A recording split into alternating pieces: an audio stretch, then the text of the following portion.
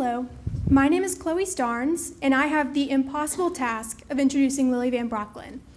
Lily is the epitome of cool. I am always in awe of her amazing and seemingly effortless sense of style.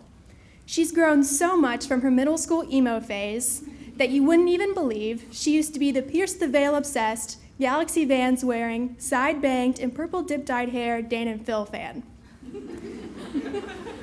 Lily is one of the kindest and most genuine people I have ever met, and the class of 2020 would not be the same without her. Because what would we do without her daily, "Will someone please let me in" texts in the grade group chat every morning?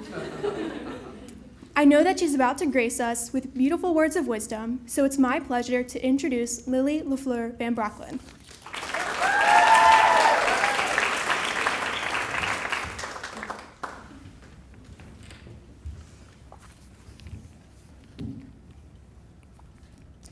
My estranged half-aunt Irene wedged herself into my life when I was 11. That's when she reached out to my mom and asked for help with errands. She was too old to drive and needed someone to pick up her groceries. I had never heard of her before my mom started dragging me to the grocery store every Sunday, and we took the groceries to Aunt Irene's apartment. I would nervously unload the groceries while Irene sat close by watching, ready to snap at me for putting the flour in the wrong cabinet. Meanwhile, my mom paid Irene's bills, took out her trash, or did anything else Irene needed help with. This became a routine that I hated. Aunt Irene was a sore in my life.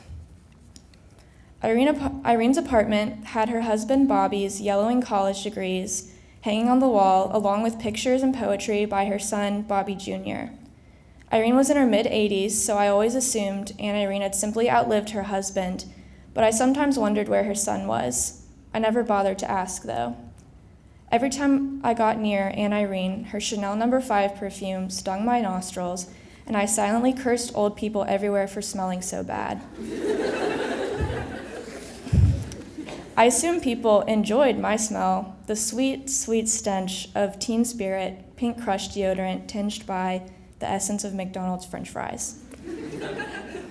One day, my mom found Irene unresponsive on the floor of her apartment. She had fallen. That was the last straw. My mom didn't have time to give Irene the around-the-clock care she clearly needed. Despite her protest, we put old Irene into an assisted living place in Memphis and set up her little room just like her old apartment, doilies and all.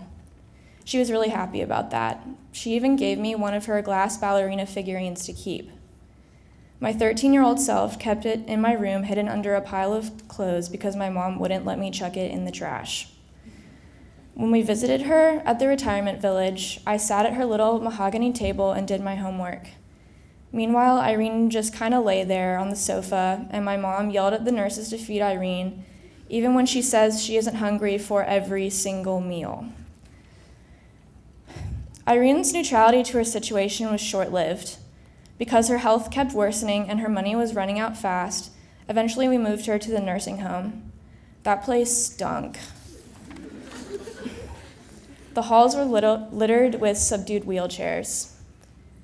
Irene did not bother to protest anymore. She made her abhorrence for my mom clear. I started to feel for Irene. If my mom had forced me to live here, I would hate her too. Maybe that's why I didn't really like my mom either.